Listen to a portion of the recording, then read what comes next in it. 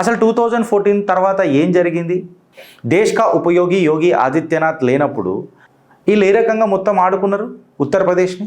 వందల కోట్ల ఒక ఈకో సిస్టమ్ని దేశద్రోహానికి యూజ్ చేసిన ఈ నా కొడుకులకు కంప్లీట్గా గడ్డపార దించింది ఇవాళ ఏ ప్రభుత్వాలు అనేది ఒకసారి మీరు ఆలోచించాలి. గజగజ వణుకుతారు ఇట్లాంటి గజమాలలు చేయాలనంటే. ఓ ముక్కొంకర ఉన్న పాలిటీషియన్ ఉంటాడు దేశంలో, ఆయన బాలీవుడ్ పర్ఫార్మెన్స్లు తన పార్టీలో చేపించుకోనీకే ఇవాళ మీకు ఏమన్నా ఉత్తరప్రదేశ్లోకి ఇట్లాంటివి కనబడతాయా? మస్తీ మస్కరా పన చాతలు. ఒక ఛాయ్ వాలా ఒక గరీబ్ ఇంటికి ప్రధానమంత్రి కాంగనే ఏం చేంజ్ అయింది ఈకో సిస్టమ్లో అనేది మనం అందరం ఆలోచించాలి. ధర్మం దెబ్బతింటుంటే మాట్లాడరు వీళ్ళు. దేశానికి ఫైటర్ జెట్లు లేవని చెప్పిన వీళ్ళు, పైసలేడునే బడ్జెట్ అని చెప్పి వీళ్ళు దోసుకో తిని సరిపోలే. ఊకుకే ఈమెకు అనారోగ్యం అవుతుండే, ఈమె ఫారిన్కి పోతుండే. మళ్ళీ దేశంలో ఉన్న హాస్పిటల్ ఏమైనాయి?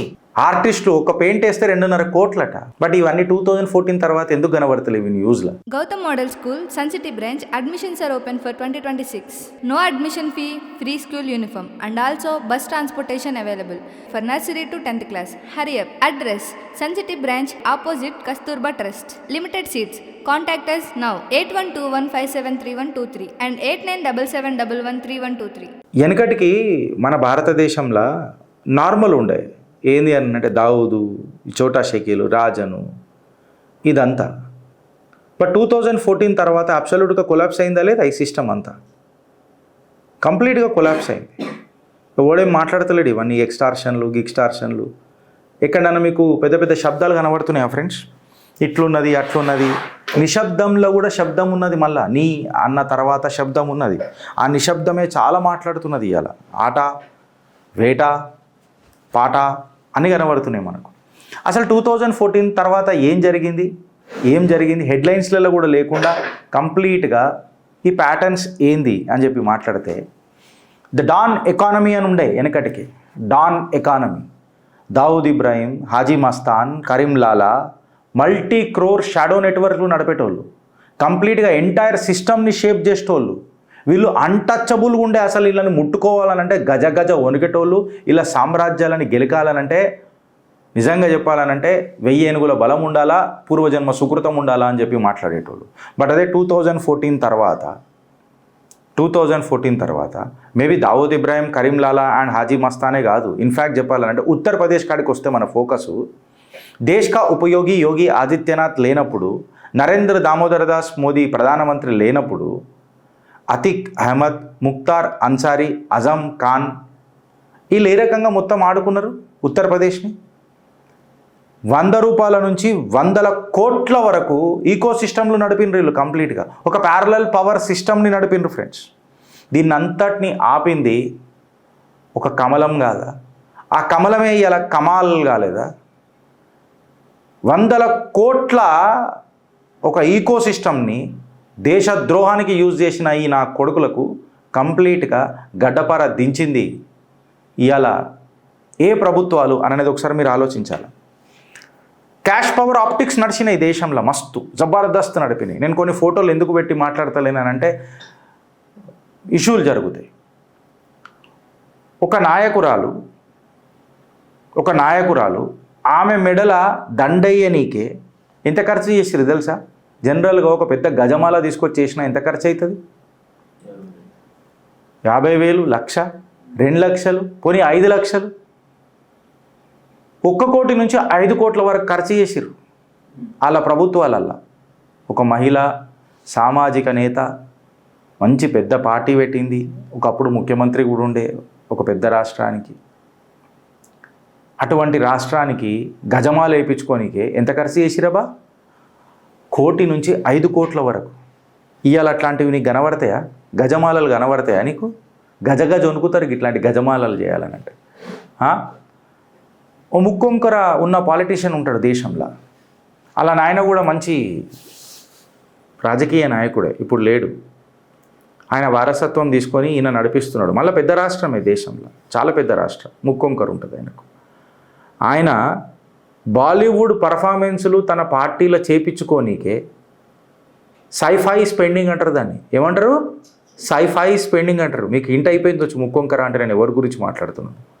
10 నుంచి 20 కోట్లు సంవత్సరానికి బాలీవుడ్ స్టార్లకు ఖర్చు చేస్తుండే బాలీవుడ్ పర్ఫార్మెన్స్లకు. ఇవాళ మీకు ఏమన్నా ఉత్తరప్రదేశ్లోకి ఇట్లాంటివి కనబడతాయా మస్తీ మస్కరపన చాతలు? బికాస్ ఏ హే నయా భారత్. మీకు ఇక్కడ ఇవన్నీ కనబడాయి. దేశానికి ఒక అల్లుడు ఉండే వెనకటికి ఒక ప్రభుత్వంలో, దేశానికి అల్లుడు. ఏ ల్యాండ్ డీల్ అయినా ఆయన చేతుల మీదకినే పోవాలి ఖచ్చితంగా. వందల కోట్ల వేల డీళ్ళు. ఒక్కసారి 2014లా ఒక ఛాయ్ వాలా ఒక గరీబ్ ఇంటికి ప్రధానమంత్రి కాంగనే ఏం చేంజ్ అయింది ఈకో సిస్టంలో అనేది మనం అందరం ఆలోచించాలి. ఇవన్నీ ఎందుకు ఆగినాయి ఇప్పుడు అని అనేది మనం అందరం ప్రశ్నించాలి. నన్ను బత్తాయి అనేది ఇట్టే ఆ బత్తాయిలకు అడుగుతున్నా, ఎందుకంటే మీరు కూడా బత్తాయిలే కాబట్టి. నేనన్నా మోదీని రోజు యాద్ చేయనొచ్చు, మీరైతే రోజు యాద్ చేస్తారు బత్తాయిగా బత్తాయిగా బత్తాయిగా బత్తాయిగా. అంటే దేశ అల్లుడు చేసిన అవినీతిలకు యాద రాలే. ఎందుకు?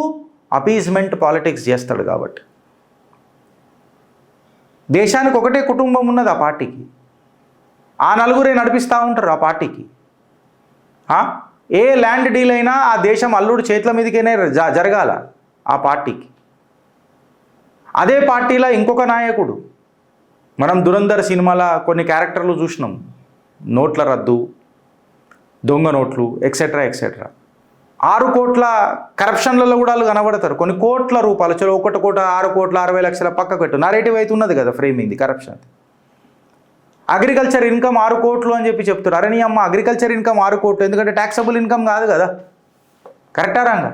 మళ్ళీ 6 కోట్లు పెట్టి ట్యాక్సబుల్ ఇన్కమ్ కాదనంటే నువ్వు చిన్నపాటి రైతుని అవమానిస్తున్నట్ట, హేళన చేస్తున్నట్ట, నాకు అర్థమవుతలేదు.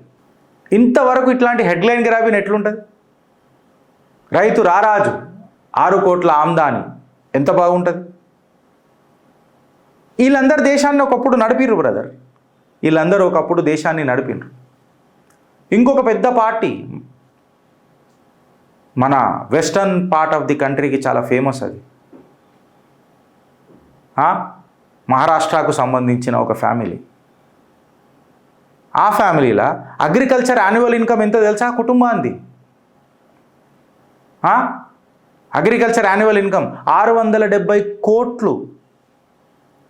స్క్రూటినీ తర్వాత ఇది ఎప్పుడు బయటకు వస్తలేదు, అగ్రికల్చర్ ఇన్కమ్లు బయటకు వస్తలేవు, ఈ బాలీవుడ్ పర్ఫార్మెన్స్లు వస్తలేవు, ఈ ల్యాండ్ డీలింగ్లు కూడా అయితలేవు. ఎందుకు?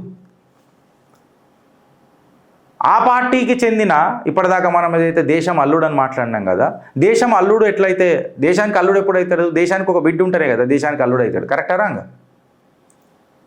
దేశపు బిడ్డే. ఏం రా నాయన మొత్తం మీ పంచాయతీ మీ కుటుంబాన్ని అంటే, నా ముక్కు మా నాయనమ్మ లెక్కనే ఉంటుంది అని చెప్పి మాట్లాడతారు లాస్ట్కి. అంతే వాళ్ళు చేసింది పని. ఒక పెయింటింగ్ వేస్తారు వాళ్ళు, పెయింటింగ్ వేస్తుంది, కోట్ల రూపాయలు అమ్ముడు పోతుంది. నమ్మ జీవితం నేను కూడా ట్రై చేసిన, మా వాడు చారణ రాదని చెప్పిండు నాకు నవీన్. ఏం మాట్లాడుతున్నావు అన్న, చారణ కూడా ఇయ్యాడు వాడికి, ఎందుకని ఇంత కష్టపడుతున్నావు అని అన్నాడు. నేను చాలా ఆర్టిస్టిక్ మైండ్తో వేసిన, the art and the artist Girish Daramoni అని ఎన్నోసార్లు చెప్పిన. బట్ అది చారణ కూడా అమ్ముడు పోలే, వీళ్ళది 2.5 కోట్లకు అమ్ముడు పోతుంది వీళ్ళది. ఈ నాయకులు ఎవరు? ఈ నాయకులు ఎవరు అని చెప్పి మాట్లాడుతున్నా. ఈ ఆర్ట్ వర్క్ డీలు వెనకటికి ఒక నాయకుడు ఉన్నాడు, మన స్వామియే శరణమయ్యప్ప ప్రాంతం నుంచి. ధర్మం దెబ్బతింటుంటే మాట్లాడరు వీళ్ళు. దేశానికి ఫైటర్ జెట్లు లేవని చెప్పిన వీళ్ళు, పైసలేడునే బడ్జెట్కి అని చెప్పి వీళ్ళు దోచుకో తిని సరిపోలే. మళ్ళీ ఈ ఆర్ట్ డీల్ ఏదైతే పెయింట్ వేసి అమ్ముతే ఆర్ట్ డీల్ ఉంటుండే చూడు, ఈ ఆర్ట్ డీళ్ళల్లో 28 కోట్ల నుంచి, సరే 1 రూపాయి 2 రూపాయలు 3 రూపాయలు ఎన్ని కోట్ల పక్కకు పెట్టు, ఇంటెంట్ ఇంపార్టెంట్ కదా. ఇవన్నీ అవుతున్నాయి. ఇవాళ ఈ మూమెంట్లు ఎందుకు వస్తలేవు? వీళ్ళు పెయింటింగ్లు ఎందుకు వేస్తలేరు నవీన్? ఇవాళ ఆడు అగ్రికల్చర్ ఇన్కమ్ సంపాదిస్తలేడు, ఆడు ఎక్స్టార్షన్ చేస్తలేడు అండర్ వరల్డ్ దాంట్లో, ఆడు బాలీవుడ్ పర్ఫార్మెన్స్లు చేస్తలేడు, కరెక్ట్ అంతే కదా. వీళ్ళేమో పెయింటింగ్లు వేస్తలేరు, ఈ పెయింటింగ్లు వేసిన వాళ్ళకు వీళ్ళు అమ్మిపిస్తలేరు. అలా ఈ మూమెంట్లు మళ్ళీ పెయింటింగ్ వేసినోడు ఎప్పటికైనా పెయింట్ వేస్తాడు కదరా. ఇప్పుడు మరి రేవంత్ అన్న ఉన్నాడు, ఆయన జబర్దస్త్ ఇప్పటికి కూడా పెయింటర్ జబర్దస్త్ వేస్తాడు పెయింట్. Is beautiful artist. అది ఆయన లోపల నుంచి వచ్చున్న కళ ఇంపార్టెంట్ కదా మనకు. మళ్ళీ ఇలా కళలు ఎందుకు బయటకు వస్తలేవు? ఈ 64 కళలు 74 కళలు ఎన్ని కళలు ఉంటాయో నాకు తెలియదు, ఇలా కళల్లో కాకులు కూడా. కానీ ఇప్పుడు మాట్లాడతలేరు ఇదంతా. ఏం మారింది అని చెప్పి మాట్లాడుతున్నారు. ఇప్పుడు దేశానికి అల్లుడు ఉన్నాడు అని అంటే, దేశానికి ఒక బిడ్డ ఉంటుంది, దేశానికి బిడ్డ ఉన్నది అని అంటే ఖచ్చితంగా దేశానికి ఒక రాజ్యమాత కూడా ఉంటుంది. ఉంటుందా? ఉండదు. ఊకుకే ఈమెకు అనారోగ్యం అవుతుండే, ఈమె ఫారిన్కి పోతుండే. మళ్ళీ దేశంలో ఉన్న హాస్పిటల్ ఏమైనాయి? ఆరోగ్య వ్యవస్థ దేశంలో ఏం చేసిండ్రు? ఇవి ఎందుకు మాట్లాడతలేరు? మాట్లాడే ప్రక్రియ ఎందుకు అయితలేదు? ఫారిన్లో పోయి ట్రీట్మెంట్లు ఎందుకు అవుతుండే? లక్షల కోట్ల రూపాయలు ఎందుకు అవుతుండే? మళ్ళీ ఇప్పుడు అనారోగ్యం ఎందుకు అవుతలేదు 2014 తర్వాత? అనారోగ్యం అయినా మా ఆయుష్ పోసుకొని కూడా బతకాల. దేశ రాజమాత గారికి ఆ ఈశ్వరుణ్ణి నేను ప్రార్థిస్తా కొరకు. బట్ 2014 తర్వాత పెద్దగా అనారోగ్యాలు అవుతలేవు. ఇప్పుడు కొత్తగా ముచ్చట, బయట వాళ్ళందరికీ ఎంతమంది డాక్టర్లు ఏ జాతి చెందిన ఉంటారు, మళ్ళీ ఏ ట్రీట్మెంట్ చెప్పిండు ఏ జాతుడు అని మాత్రం మాట్లాడరు. షిఫ్ట్ జరుగుతూనే ఉంటుంది. వాళ్ళ దృష్టిలో ఇది గలత్ బటన్ అని అన్నారు. బరాబర్ ఇది గలత్ బటన్ और ये गलत बटन दबते रहेगा. షిఫ్ట్ ఏంది గిరీష్ అని అంటే, మే नरेंद्र दामोदर दास मोदी ईश्वर की शपथ लेता हूं. The world is seeing Bharat, world is witnessing Bharat. Bharat ఇవాళ డిజిటైజేషన్ స్ట్రాంగ్గా చేసింది, ఇవాళ స్ట్రాంగర్ ఎన్ఫోర్స్మెంట్ పెట్టింది, ఫైనాన్షియల్ ట్రాకింగ్ చేసుడు మొదలెట్టింది.